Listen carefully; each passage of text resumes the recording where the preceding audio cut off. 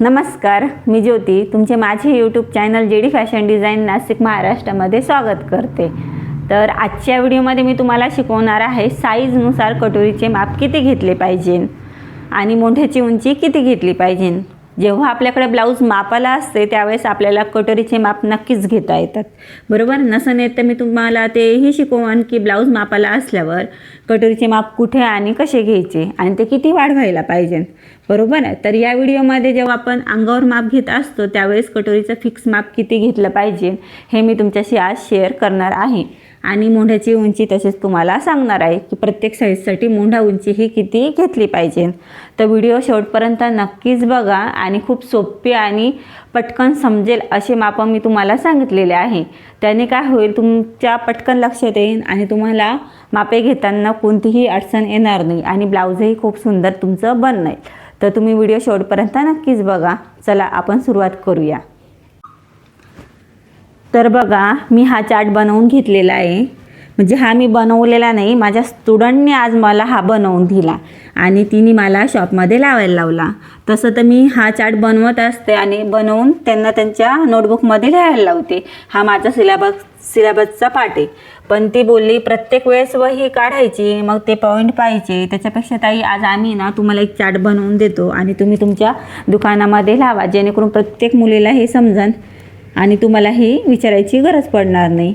जर नवीन शिकणाऱ्या असतील तसे मी या पद्धतीचा चार्ट तुम्ही बनवून घ्या आणि आपल्या कामाच्या ठिकाणी मशीनजवळ जे तुम्हाला दिसेल पटकन अशा ठिकाणी हा चार्ट बनवून ठेवा, जेणेकरून तुमची गडबड होणार नाही।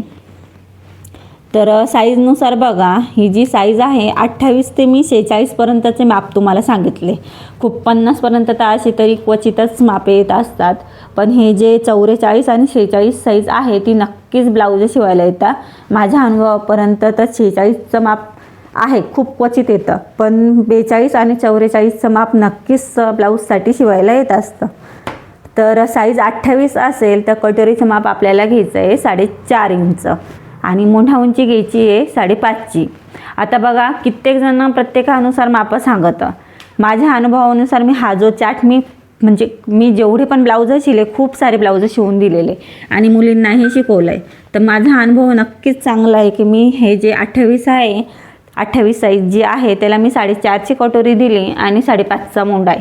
ब्लाऊज परफेक्ट असा बसला, मोंढा काचेमध्ये म्हणजे काखेमध्ये बिलकुल काचलेला नाही, व्यवस्थित असा मोंढ्याचा शेप 5.5नीच देत चला, 5चा बिलकुल देऊ नका। 5नी काय होतं, मोंढा हा फिटिंग होतो आणि काखेमध्ये काचेत असतं, त्याच्यामुळे मोंढा उंची 5.5च घ्या।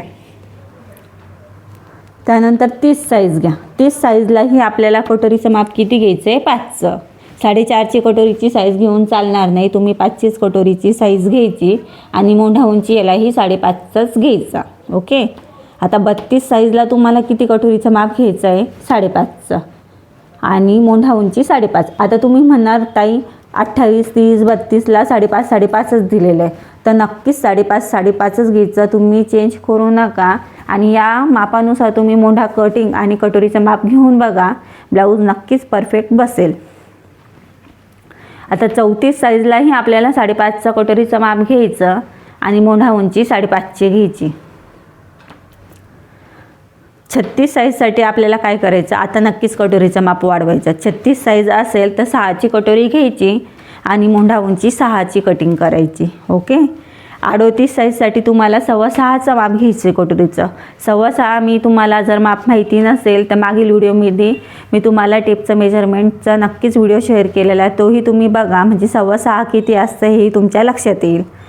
तर 38 साईजसाठी आपल्याला 6.25ची कटोरी घ्यायची आणि 6चा मोंढ्याची उंची घ्यायची, ओके। तर बघा, ही जी 40ची छातीचं माप आहे त्याच्यासाठी आपल्याला 6.5ची कटोरी घ्यायची आणि 6 ते 6.5चा मोंढ्याची उंची घ्यायची। आता 6 ते 6.5चा असेल तर ते कसं लक्षात घ्यायचं तेही बघा। जर लेडीज बघा 40चे माप असेल पण काहींची तब्येत थोडीशी नॉर्मली कमी असेल तर 6चा मोंढा उंची घ्या आणि थोडी तब्येत असेल तर 6.5ची मोंढा उंची घ्या, ओके। हे दोन तुम्ही थोडंसं लक्षात घेऊन करा का लेडीजचं ऑब्झर्वेशन करायचं, अरे ही थोडी स्ट्रॉंग आहे की बारीक आहे, त्यानुसार तुम्ही 6 ते 6.5चं मोंढ्याचं माप घेऊ शकतात। आता 42चं जे माप आहे त्याच्यासाठी तुम्हाला 7ची कटोरी घ्यायची आणि मोंढा उंची 6.5चा घ्यायचा. ओके, याला फिक्स 6.5चाच ठेवा जेव्हा 42ची छाती असेल, पण 6चा माप तुम्ही मोंढ्याच्या उंचीसाठी घेऊ नका. आता जी 44चं माप आहे, 44साठी तुम्हाला 7.5ची कटोरी घ्यायची आणि 7चं मोंढ्याची उंची घ्यायची. नक्कीच 7चीच घेत चला. जर तुम्ही 6.5 किंवा 6ची जर घेतली तर त्यांना काखेमध्ये काचेल, म्हणजे ब्लाऊजचा मोंढ्याचा शेप खराब होईल आणि ब्लाऊज व्यवस्थित येणार नाही. आणि 46च्या छातीच्या माप क्वचितच येत असतं, असं काही खूप असे ब्लाऊज नसतात, पण तरीही बाय चान्स आलं 46चं माप तर त्याच्यासाठी तुम्ही किती घ्या, 7.5ची कटोरी घ्या आणि मोंढ्याची उंचीही 7.5चीच घ्या.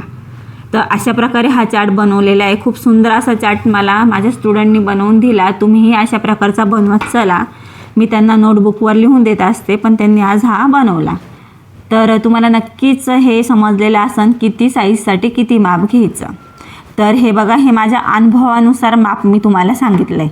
मी याच्यामध्ये तुम्हाला 5.25चा मोंढा घ्या, 5.25ची कटोरी घ्या किंवा 6.25ची कटोरी घ्या, असं कोणतंही म्हणजे असं जिकडे ज्या साईजला माप हवं आहे तेच माप मी तुम्हाला आत्ता सांगितलं आहे. तर जवळपास 15-1 वर्षापासून मी ब्लाऊज शिवून देते, त्याच्यामुळे माझी ब्लाऊज परफेक्ट असा माझा अनुभव मी तुम्हाला शेअर केलेला आहे. तुम्हीही या पद्धतीनेच मापे घेऊन एखादा ब्लाऊज शिवून बघा आणि मला कमेंटमध्ये सांगा की तुम्हाला हे माप कसे वाटले. तर व्हिडिओ आवडला असेल तर लाईक करा, शेअर करा, सबस्क्राईब करा आणि मी सांगितल्याप्रमाणे हा चार्ट बनवून नक्कीच तुमच्या कामाच्या ठिकाणी ठेवा. तुमच्या खूप उपयोगी असा हा चार्ट आहे. थँक्यू.